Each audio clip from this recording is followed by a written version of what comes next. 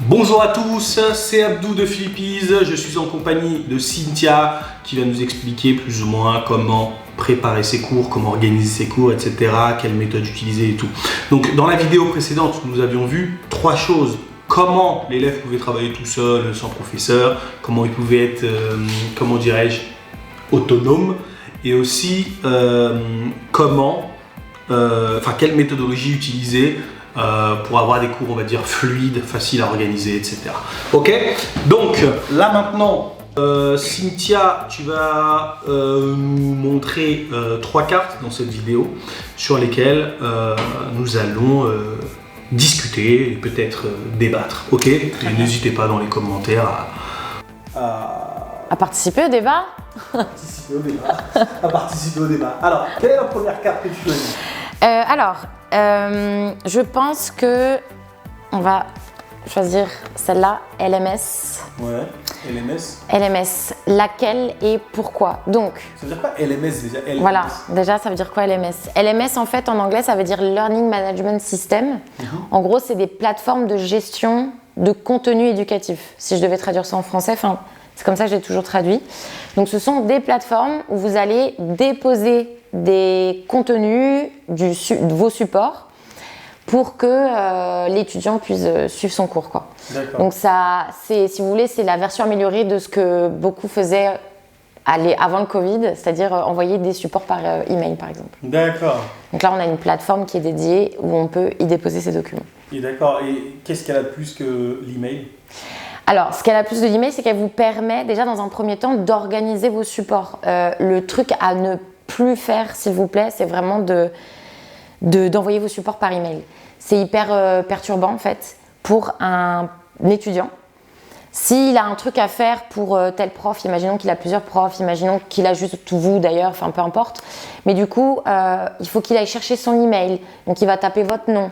Ensuite, c'est peut-être pas le premier email, etc. Enfin bref, il faut aller chercher les documents. Ensuite, il faut qu'il pense peut-être à télécharger, à lui le ranger quelque part. Enfin, c'est pas organisé. Tout simplement, c'est pas organisé. C'est pas organisé. Ça dépend pas du système de l'école où on est? Ça peut dépendre. Ça peut dépendre du système dans lequel. Alors, les écoles, de plus en plus, les écoles, en fait, c'est les premières à avoir utilisé des LMS, c'est juste que les profs les utilisaient pas. Ah bon? Ou pas bien. D'accord. Ouais. Du coup, la question c'était laquelle choisir et pourquoi? Laquelle choisir? Alors, dans les LMS, donc les LMS que moi je dis, enfin celles qui sont vraiment éducatives, institutionnelles, je peux faire une liste rapidement. Vous avez probablement la plus simple à utiliser et gratuite, Google Classroom. Mais après c'est Google, il y a des gens pour qui ça pose problème. Pourquoi? À cause de la question de vie privée, de données, d'exploitation des données personnelles, etc. Il y a des gens que ça gêne vraiment. J'ai déjà eu des commentaires, quand je parlais de Google Classroom, j'ai eu des commentaires de gens qui étaient en mode Google, jamais. Et il y a aussi des institutions qui ne vous laissent pas choisir votre LMS et qui ne vous laissent pas choisir Google, par exemple, pour ces mêmes questions-là. Mais pour un prof indépendant, tu conseillerais Google Classroom? Franchement, pour commencer, ouais, parce qu'elle est simple. Tu penses que grosso modo ça lui permettrait quoi, tu crois? Ça lui permet en fait d'organiser en modules. Ça lui permet d'organiser donc du coup, par exemple, imagine tu fais une unité et tu dis que tu fais 3 cours pour une unité par exemple. C'est un exemple. Donc tu vas pouvoir créer donc un grand module avec l'unité en question, puis après tu vas pouvoir créer à l'intérieur de ce module, tu vas pouvoir mettre différentes choses. Moi je pense qu'il faut que ça s'organise de manière que ce soit très bien organisé, mais à l'intérieur, tu peux justement organiser un petit peu, je sais pas, tu peux ouvrir 3 pages par exemple, ce qui s'appelle des pages, et chaque page correspond à une journée de cours. Et là, tu organises à l'intérieur les supports qui vont être utilisés, les exercices, les CO, les CE qui vont être vus avant le cours, éventuellement, si vous faites partie de cette secte-là. Mais pourquoi c'est mieux qu'un email en fait? Parce qu'un email ne te permet pas d'organiser de cette manière-là en fait. En fait, email, absolument pas. En fait, toi, même si un élève il a un email spécial pour le cours de français, même ça marche pas. Non. Et alors, deuxième étape, l'LMS, elle te permet de créer des questionnaires à l'intérieur même de la LMS. En fait, et elle te permet de créer du contenu où tu vas pouvoir donner du feedback immédiat à ton étudiant et sur lequel toi, tu as l'œil et tu vas pouvoir avoir des données qui sont hyper utiles sur, par exemple, combien de temps l'étudiant il a passé à faire tel et tel exercice, sur quoi il s'est trompé. Ça peut te permettre de prendre la température avant même que le cours commence, par exemple. Dans le cadre de la classe inversée, pardon. Si c'est pas votre cas, oui, voilà. Ça te permet de prendre la température, ça te permet d'avoir un suivi, en fait, vachement plus. Un suivi qui reste individuel, mais aussi groupé. Parce que si tu as 10 personnes, 20 personnes sur un questionnaire, tu as aussi une visibilité de groupe. En fait, tu sais qui glande. Tu sais aussi qui glande. Non, pas du tout. Tu sais aussi qui glande, oui. D'accord. Par extension. Ok. Et du coup, Google Classroom, on va dire, pour tout ce qui est prof indépendant ou prof qui démarre, qui n'a pas de budget, etc., Google Classroom, c'est parfait. Pour moi, c'est pas parfait, même pour un débutant, mais enfin, oui, si, admettons vraiment, vous êtes à un tout petit niveau au niveau des compétences numériques, genre, vous étiez encore au stade d'envoyer des emails pour envoyer vos supports de cours, peut-être que Google Classroom, c'est une bonne étape, tu vois, parce que c'est pas trop difficile, c'est pas trop compliqué à prendre en main. T'as une vidéo sur Google Classroom ou pas? Non. Non? Sur Google Classroom, non.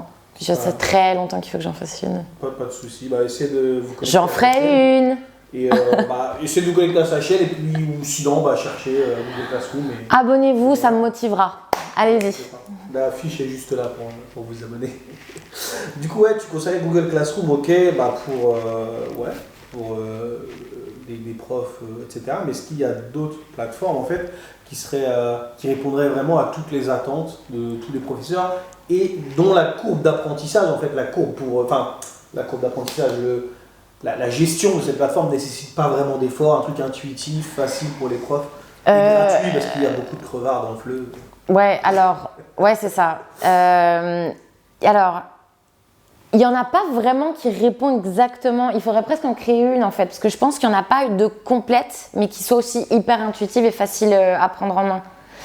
Il y en a une qui est exceptionnelle pour l'instant. Enfin, l'exceptionnelle, elle a elle n'est pas parfaite, mais c'est le top dans le peu de LMS gratuite qui est à disposition et qui est le moins compliqué, ça reste Canvas. D'accord. Canvas avec un S, pas Canva. Canva est un site pour faire des jolis petits posts et des jolies petites illustrations. Ouais, mais c'est ça. Canvas avec un S. Avec un S. Ouais. Parce qu'il y a beaucoup de gens qui tombent sur mes vidéos et en fait ils voulaient une vidéo sur Canva. Ouais. Et donc ça se perd quoi. Ça n'a rien à voir. Non, ça n'a rien à voir. Donc Canvas avec un S. Elle est hyper complète en fait, mais elle n'a pas l'interface la plus sexy. C'est pas une prise en main qui est, je vais pas vous mentir, c'est pas l'idéal. Mais il y a des tutos, dont un tuto sur ma chaîne. Okay. Donc voilà. D'accord. Du coup, là, tu conseillais Canva, exceptionnel. Canvas, pardon, gratuit. Il est gratuit. Mais le S en français, on ne le prononce pas. Oui, il faut le prononcer là. Pour bien faire la distinction. Ok. Ouais. Donc, pour résumer, on va peut-être ajouter des choses. Pour résumer, utilisez une LMS. Au début, sûrement, en fait, vous pouvez utiliser Google Classroom parce que c'est simple à utiliser. Et voilà. Et aussi Canvas qui est vraiment, vraiment pas mal, mais qui nécessite quand même une prise en main, un effort d'apprentissage de votre part. Ok ? Du coup, qu'est-ce qu'elle permet cette LMS ? Elle va permettre, contrairement à l'email, de voir quel élève glande, quel élève a fait le questionnaire. Est-ce qu'on peut voir aussi s'il a bien répondu ? Oui, bien sûr. Voilà. Ça permet à l'étudiant d'avoir accès à ses bonnes et mauvaises réponses en fait. Exactement. Il a tout de suite la réponse. Exactement. Ouais. Ça lui permet de s'auto-évaluer, de voir où il a péché. Exactement. Il peut refaire l'exercice aussi. Exactement, il peut refaire l'exercice. Est-ce qu'il peut poser une question au prof ? Il peut. Il peut poser une question au prof. Ouais. En fait, c'est magnifique. Mais le seul problème de ça, en fait, c'est que ça nécessite du temps pour être mis en place. Ouais. Et après, tout le long de ta carrière, tu peux la réutiliser. Tant que les supports que tu as automatisés te conviennent. Mm-hmm. Ouais. Donc moi, disons que là, ça fait 5 ans que j'utilise les mêmes et là, je commence à fatiguer. D'accord. Mais disons que j'étais bien tranquille pendant 5 ans. D'accord. Ok. Du coup, moi qui suis en train de créer une ressource pour enseigner le A1, est-ce que tu me conseillerais je donne le PDF, je donne le PowerPoint, mais dans le futur, donner une sorte de template LMS, on va dire, un accès à une LMS, en gros, un truc à copier-coller. Je sais pas si c'est possible de faire ça. C'est possible de faire ça, ouais. Par exemple, même Google, je pense que Google Classroom, vous pouvez complètement partager des cours. D'accord. Vous pouvez partager votre cours, donner accès à votre cours. Les personnes peuvent à ce moment-là copier des pages, des modules. Et c'est aussi possible sur Canvas. D'accord. Sur Canvas, on peut mettre à disposition nos cours sur le Commons Store. C'est comme une boutique et c'est gratuit. Parce qu'on ne peut pas vendre de toute façon sur Canvas. Ok, ça marche. Si on veut vendre quelque chose, il faut un autre type d'LMS. Un autre type d'LMS. Ah, d'accord. Genre les Podia, Teach Easy. Mais là, c'est une version complètement asynchrone et complètement commerciale. Ok, ça marche. Canvas, c'est le support asynchrone qu'il vous faut pour votre cours synchrone. D'accord. C'est un peu ça. Okay. Enfin, les LMS du style Google Classroom, Moodle, Blackboard, Canvas. Ouais, Blackboard, je connais, j'ai déjà utilisé Blackboard. Ouais. Qu'est-ce que tu en penses de Blackboard? Moi j'ai trouvé que c'était pas mal. Ouais. Mais après, je suis pas le prof en mode. Tu sais, il y a plein d'élèves à l'université. J'ai pas vraiment profité du plein potentiel de Blackboard. J'avais un coordinateur pédagogique qui, lui, regardait et demandait des comptes aux élèves, quoi. Okay. Ça, c'était juste pendant le Covid qu'on l'utilisait. Mais après, voilà. Donc voilà pourquoi utiliser une LMS. Dites-nous en commentaire si vous en utilisez une, pourquoi. Et voilà quoi. Ou si vous avez autre chose à rajouter dans la LMS. En fait. Ouais. Les gars, Cynthia est dans le futur. Les gars, les filles, tout le monde, ceux qui regardent la vidéo. Cynthia est vraiment dans le futur. Vraiment là, vos trucs par email, tout ça. Non, c'est fini. Arrêtez s'il vous plaît. Arrêtez de faire ça. C'est plus possible. T'es peut-être trop en avance. Non. On n'est pas en avance. On a eu le Covid. Ça nous a foutu un coup de pied au cul à tous. Et il faut y aller quoi. Moi, si vous voulez, mes stratégies sur mes LMS étaient dégueulasses il y a quelques années. Donc on est tous en train d'apprendre et on apprend continuellement, mais les emails, il faut arrêter quoi. C'est niveau A2 et vous, je sais que vous avez envie d'être niveau B1, B2. D'accord. Et c'est fini quoi, les emails c'est fini. Ok, impeccable. Pour communiquer, oui. Communiquer, oui. Pour envoyer les supports, non. Envoyer les supports, non, ça marche. Voilà. Impeccable. Et dernière question, une LMS, l'élève, toute sa vie, a accès à son espace LMS ou pas? Il peut avoir accès à son espace LMS toute la vie. Vous pouvez limiter en temps parce qu'en fait, chaque LMS va vous permettre d'aller dans les paramètres et de personnaliser ça, quoi. Mais avec Canvas, vous pouvez limiter ou pas du tout. Okay. Moi, je leur laisse à vie. D'accord. Je leur laisse. Génial, c'est cool. Prochaine carte, s'il te plaît. Nous avons vu la LMS. Alors, exercice. Et en fait, donc j'ai presque envie de les mettre ensemble. Exercice et devoir. Mais on va voir devoir d'abord, peut-être. Et on va parler vraiment de la notion de devoir, peut-être. Donc, devoir, qu'est-ce que du travail à la maison? Qu'est-ce que du travail à la maison utile? Comment le transmettre? Est-ce que... Je pense que tu voulais écrire. Ouais. Est-ce que... Attends. Tu vois? Je sais pas. Je pense que j'ai l'impression qu'il y a deux questions en une. Ouais. Comment le transmettre? Comment tu le donnes en fait? À l'oral, à l'écrit, sur Canva, par email. Okay. Donc les devoirs déjà, est-ce que c'est utile de les donner déjà? Est-ce qu'il faut donner des devoirs après les cours? Ça c'est une excellente bonne question. Toi, tu les donnes avant les cours. Mais moi je les donne avant les cours. Voilà. Tu peux pas donner avant et après. Exactement. Et je donne pas de devoirs à proprement parler dans le sens où pour moi c'est à faire avant le cours. C'est pas des devoirs. C'est genre si tu veux que ton cours avec moi se déroule comme il faut et si tu veux avancer vite, eh ben, il faut que tu fasses ça avant. Il faut que tu viennes préparer. Moi, je crois que comme si tu venais au travail. Le cours à la maison et les devoirs en cours. C'est ça, non? C'est un peu, en fait, en gros, les devoirs, c'est en cours, quoi. Genre, tu vas pratiquer, genre oui, tu pratiques en cours, quoi. En gros, c'est ça. Du coup, toi, la question, ce serait pour un cours bien organisé, un cours bien fluide, le travail à donner à la maison, enfin, comment le donner, à quoi ça sert, je sais pas comment... Donc, tu vois plus ou moins là. Moi, quand je donne du travail à faire à la maison, parce que je le fais systématiquement, en fait, il y a des règles surtout si vous le faites via une plateforme. Si vous êtes à distance, ce qui peut être le cas de beaucoup d'entre vous, en fait, le fait d'enseigner en ligne. Donc, vous êtes automatiquement à distance, en fait. Vous devez limiter la distance transactionnelle, quel beau mot, qui est une théorie de Michael J. Moore que je vous conseille énormément parce que c'est un peu le pape de l'enseignement en ligne. enfin de l'enseignement à distance et donc de l'enseignement en ligne. Et donc, pour baisser cette distance transactionnelle, il faut que la communication entre vous, la plateforme et l'étudiant, elle soit au max. C'est hyper important. Et donc, pour ça, vous devez faire parler la plateforme pour vous. Vous ne pouvez pas juste dire, en fait, ce n'est pas suffisant si à la fin du cours, vous dites à votre étudiant, ok, la prochaine fois, tu fais ça, ça, ça. Ça ne veut pas dire qu'il ne va pas prendre de notes, etc. Mais là, vous poussez vraiment beaucoup la motivation. Là, vous tirez beaucoup la motivation de votre étudiant et son autonomie. Vous pouvez faciliter un petit peu ça. Vers le bas, tu veux dire. C'est-à-dire que là, vous demandez beaucoup de votre étudiant. Donc, imagine que tu as un étudiant qui a des problèmes en plus de motivation et de willpower, quoi, comme on dit. Enfin, tu vois, de motivation, d'organisation, d'autonomie. Là, tu pousses un peu le bouchon, Maurice, tu vois. C'est un peu ça. Donc, la plateforme, c'est pour ça que c'est bien d'utiliser une LMS, d'où la carte qu'on avait avant. Parce que du coup, vous avez un endroit où laisser exactement les consignes noir sur blanc. D'accord ? Et il faut que les consignes soient le plus explicites possible. Parce que ce qui est évident pour vous n'est pas forcément pour votre étudiant, qui va être tout seul devant… Non mais alors, ça c'est vraiment vrai quoi. Parce qu'il est tout seul devant le travail à faire. Donc, expliciter un maximum, quitte à dire clique sur le lien suivant. Genre vraiment… hyper bien explicité parce qu'il est tout seul devant son ordinateur, il est tout seul devant la plateforme, il est tout seul devant l'outil. Donc, hyper expliciter super bien ce que vous attendez de l'étudiant et limiter la friction, quoi. C'est-à-dire que, alors vous pouvez rendre le truc hyper engageant, faire des devoirs un peu plus originaux que juste fais l'exercice page 3, nanana. Ça va être très difficile. Par exemple, là, vous augmentez la friction et donc la distance transactionnelle entre vous et votre étudiant. Ce que vous pouvez faire, par exemple, c'est déjà si vous voulez faire un exercice de grammaire bateau, simple, automatisez-le. C'est-à-dire que l'étudiant le fait sur la plateforme, genre à un clic, il ne bouge pas de là où il est. Il reste tout le temps sur la même plateforme. Et vous avez accès aux résultats et lui, il a accès aux résultats aussi. D'accord. Pour toi, c'est bien de donner des devoirs à la maison aux élèves avec la correction ? Ouais.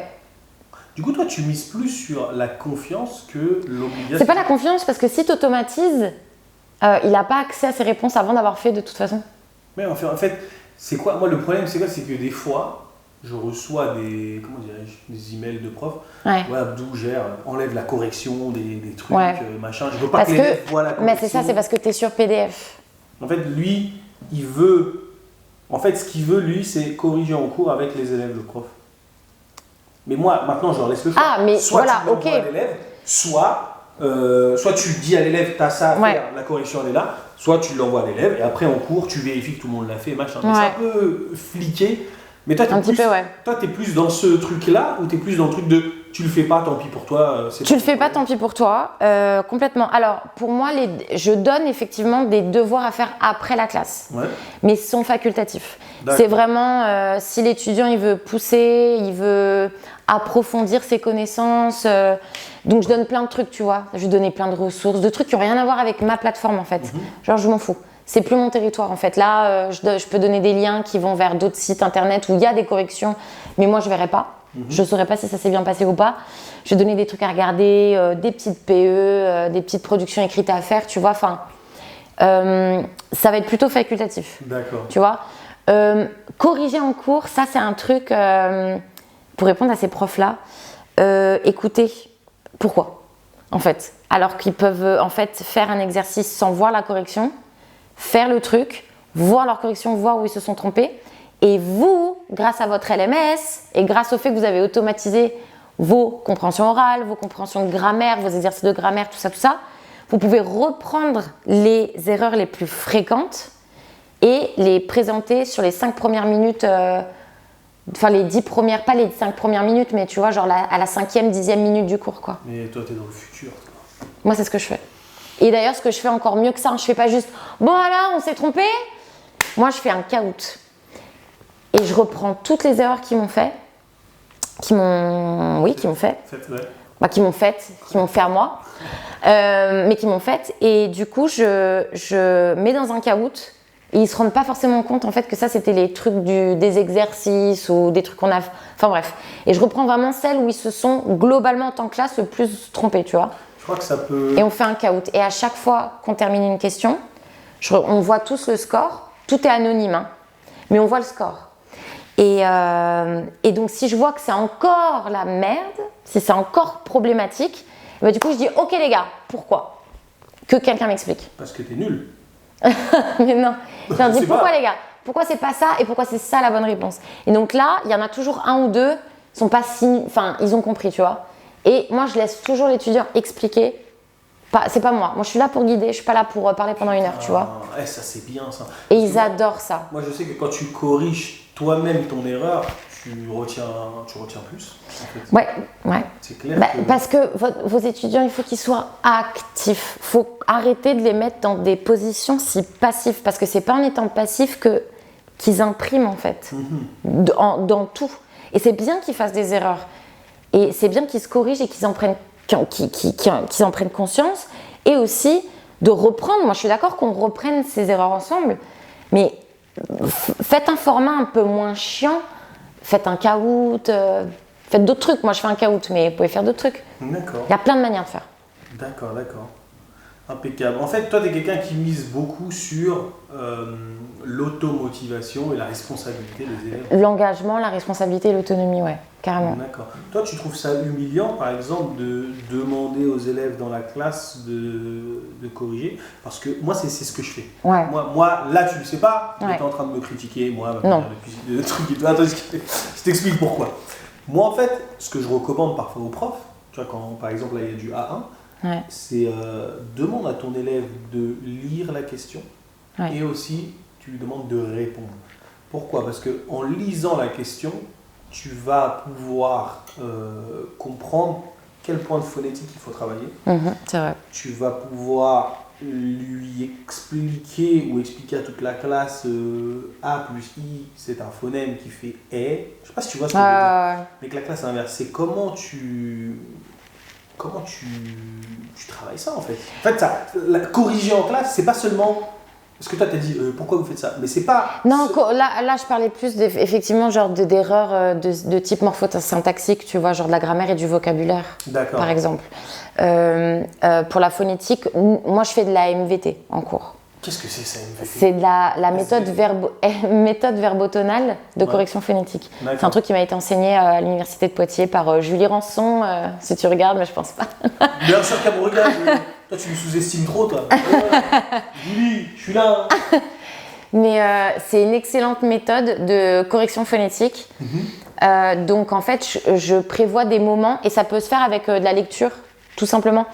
Vous pouvez prendre des textes. Par exemple, moi, j'automatise tout. Vous allez dire, elle est complètement tarée, elle fait toutes les CO et toutes les CE et toute la grammaire et tout le vocabulaire avant le cours. Je suis capable, hein. Mais je suis capable aussi de parfois décider qu'une petite vidéo de 2 minutes, je vais l'introduire en cours parce que je la trouve fun, parce que je trouve que ça va introduire... mais on va pas faire de la compréhension orale hyper poussée. Et pareil pour la lecture, pour la compréhension écrite. Si je veux pas me focaliser sur la compréhension écrite et que je veux juste de la lecture, un moment de lecture, un moment de plaisir, de vas-y, on lit. Non, mais on lit tu vois, et on travaille. Non, mais oui, mais tu prends un petit texte, pas trop compliqué. Les gros textes, généralement, plus ils sont gros, plus je les fous parce que ça va te demander beaucoup plus d'efforts cognitifs pour faire de la compréhension orale sur ça.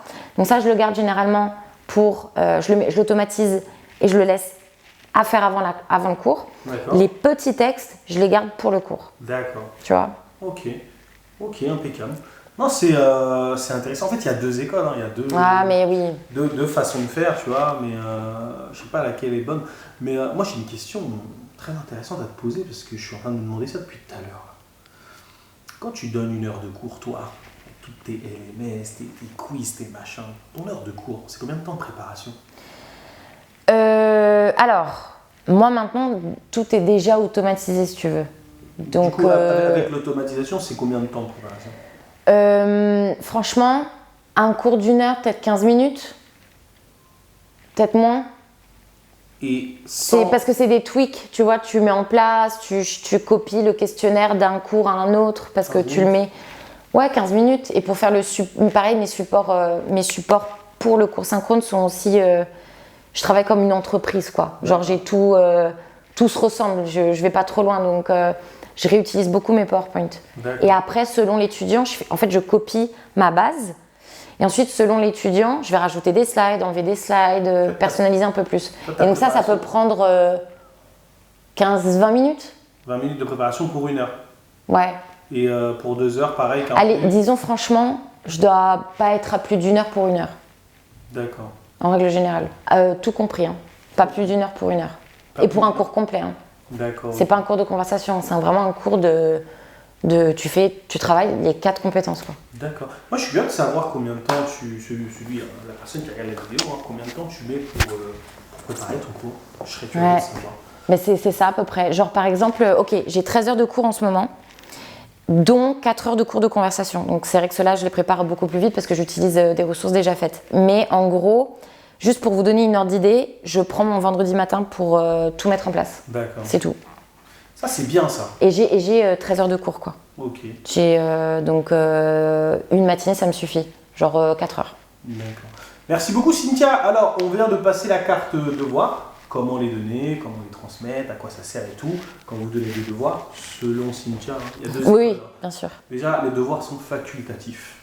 C'est l'élève qui les fait s'il en a besoin. Et quand il les fait, il doit être en mesure d'avoir, comment dirais-je, la capacité de comprendre ses erreurs, d'avoir la correction, etc., etc.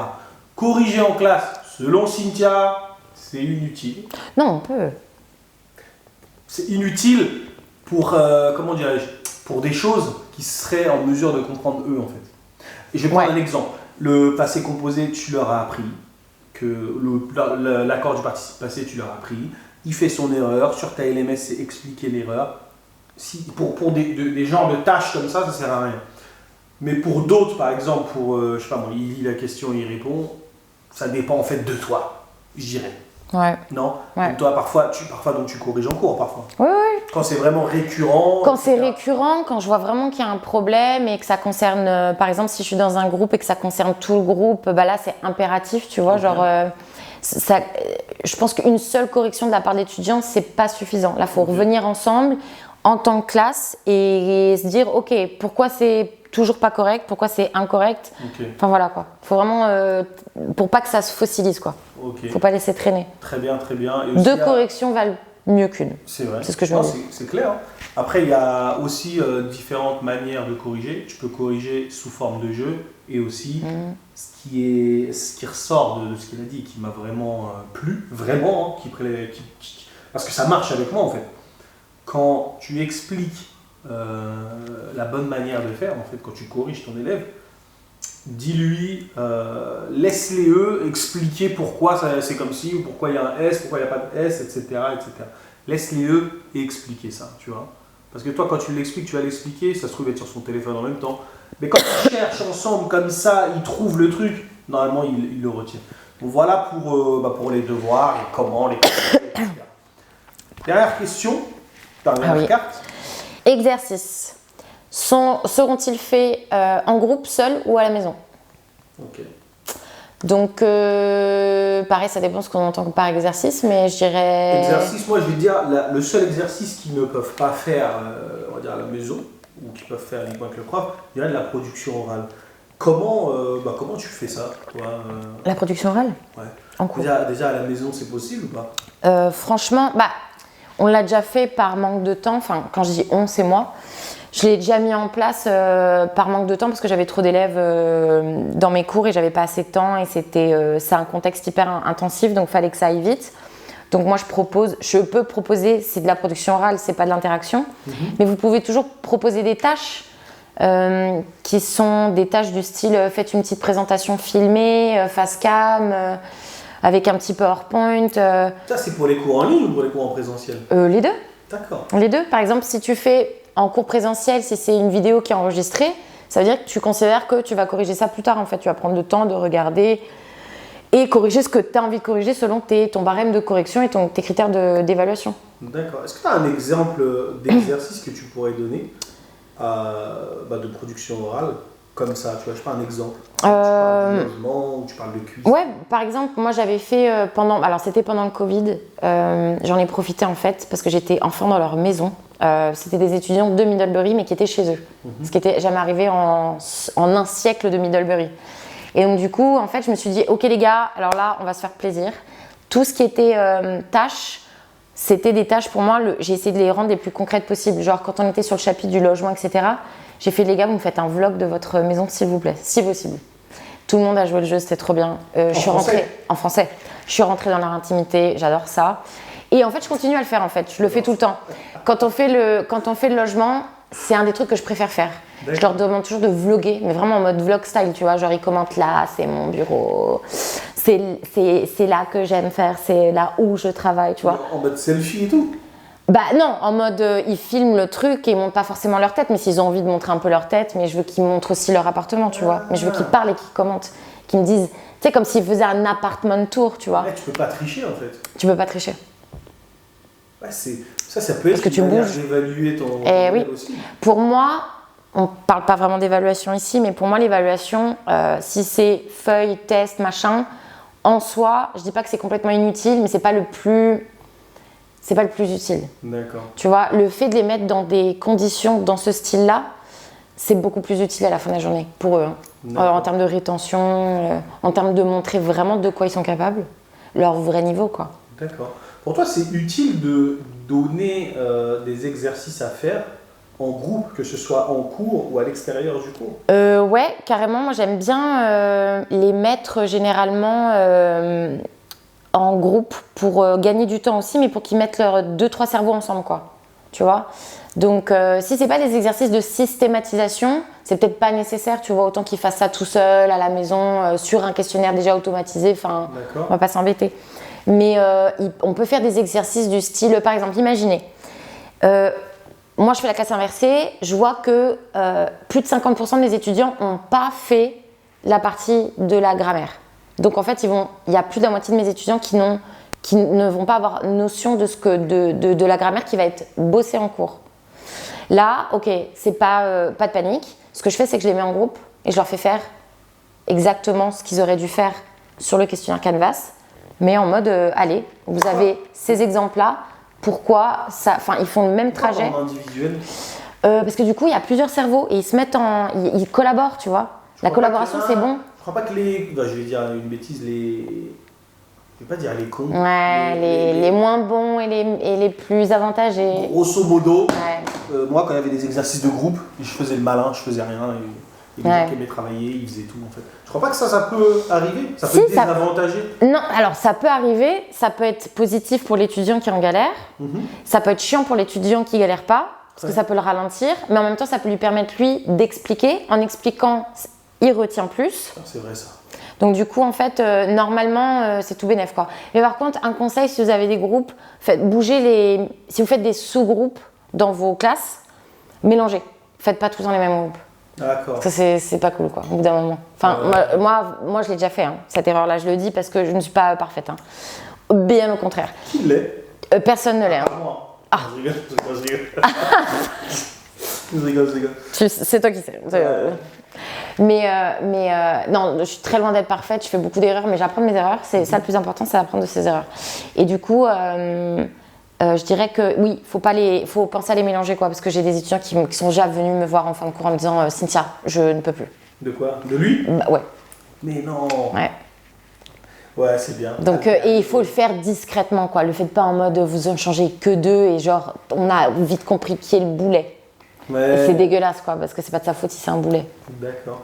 Toi, quand tes élèves ont des exercices à faire, est-ce qu'ils comprennent systématiquement pourquoi ils font cet exercice? Quel objectif il y a derrière, etc. Quand je leur donne des trucs du style sur Canvas, hyper répétitif, je leur dis c'est de la systématisation. Là, on travaille votre morphosyntaxe. D'accord. Ça va pas forcément plus vous aider que ça à mieux parler. Mais c'est plus pour vous aider au niveau de la morphosyntaxe parce que pour ceux qui sont anglophones ou pour ceux qui sont sinophones, apprendre le français, même les hispanophones, hein, c'est une orthographe particulière, tu vois. Si tu es un germanophone anglophone et même un sinophone, un sinophone, qu'est-ce que c'est? Quelqu'un qui parle qui est chinois. Ah, chinois. Et ça doit être le mandarin, ça doit faire référence au mandarin ou à tous les chinois, je ne sais pas. Et donc du coup, du coup, il n'a pas forcément la logique de pour chaque personne, il y a une terminaison différente. Donc rien que ça en fait, parce que moi je leur apprends le français parlé, le français écrit, je sépare. Ouais. Pour moi c'est pas le même français. Donc en fait, quand on travaille le français écrit, c'est pour ça que je leur donne beaucoup de systématisation à faire. Ils savent qu'ils sont pas, enfin du moins mes étudiants savent qu'ils sont en train de travailler l'écrit. D'accord. Parce que quand on travaille l'oral, si on fait de la conjugaison en cours, je ne travaille que la phonétique en fait. D'accord. Genre je leur montre qu'en gros il y a 3 prononciations pour tel et tel verbe. D'accord. Et donc je leur barre, je leur écris quand même, mais c'est barré. D'accord. Toutes les terminaisons qui ne sont pas prononcées, je les barre, tu vois. Okay. Et après, je leur dis, les gars, aujourd'hui, on se focalise sur comment ça se prononce. Genre, on parle, quoi. Et ensuite, on fait ce travail de systématisation à l'écrit. Donc, c'est là qu'interviennent ces exercices qui sont un peu chiants, un peu répétitifs. Mais c'est texte à trous, c'est les trucs à compléter, etc. En gros, c'est ça, hein, c'est sélectionné. Et il y en a beaucoup. Je les bourrine pas mal. Tu les tabasses un peu avec ça. Ouais. Et toi, s'il y avait un exercice vraiment à conseiller, je sais pas si ça va te venir en tête, hein, un exercice vraiment à conseiller aux collègues qui n'utilisent peut-être pas, ce serait lequel? Je sais pas si tu y as déjà pensé. Non, j'ai jamais pensé. Ah, aucun exercice un exercice qui te vient en tête? Moi, vas-y. Hein. Moi, je sais que en fait, les phrases à trous, c'est bien, mais si vous pouvez essayer de les faire à l'oral, en fait. Tu les fais à l'oral, l'exercice, l'élève a son... Par exemple, tu fais, je sais pas moi, monte ton son, tu dis à l'élève de lire la phrase, et la classe, elle est devant lui. Il est avec une sœur. Ça, sœur. Et tout le monde, ouais, ça, sœur. Pourquoi, machin? L'autre, il a dit ça, l'autre, il a dit son. T'expliques pourquoi, machin. C'est beaucoup plus dynamique que écrire. Je sais pas si tu vois ce que je veux dire. Et ça a créé aussi de la systématisation et tout, c'est cool. Et aussi pour la classe inversée, ce que tu peux faire aussi, c'est demander à tes élèves d'écrire 5 phrases à trous sur la leçon de grammaire qu'ils viennent d'apprendre. Et puis, arriver en cours, je sais pas moi, tu peux faire 2 équipes. Vous avez, je sais pas moi, 30 secondes pour remplir ces phrases à trous, mais oralement, tu vois. Il est avec une sœur. Ceci, c'est une voiture. Ma voiture, etc., etc., etc. Bref, tu peux faire un truc comme ça, des phrases à trous à l'oral, c'est un peu moins chiant qu'à l'écrit. Ok? Je récapitule pour les exercices. Hein. Les exercices, on peut les faire, on va dire, en individuel, en groupe. Parfois, ça peut être chiant, mais c'est nécessaire. Hein. Les élèves sont au courant que ça va être chiant. Bref, c'est nécessaire. Et aussi, essayez aussi quand vous avez des exercices de toujours les introduire. Pourquoi on fait ça? Là, on est en train de travailler sur ça. Là, on est en train de travailler sur l'écrit. Là, on est en train de travailler sur l'oral. Donc, c'est pour ça que je fais ci, comme ci, comme ci, comme ci, comme ça. Ouais. C'est de bien situer les choses, bien situer les situations, enfin, bien expliquer les situations, etc. Quoi. Ok? Donc, c'est terminé pour cette vidéo. Dans la prochaine vidéo, nous verrons 4 autres cartes. À tout à l'heure. Tout à l'heure. Ça va, t'es pas trop fatigué? Tu veux qu'on sorte? Tu veux fumer une clope? Là, il y a juste celle-là, et après, on a fini. Ouais, c'est bon, on a fini. Ok, voilà. Là, il est 4.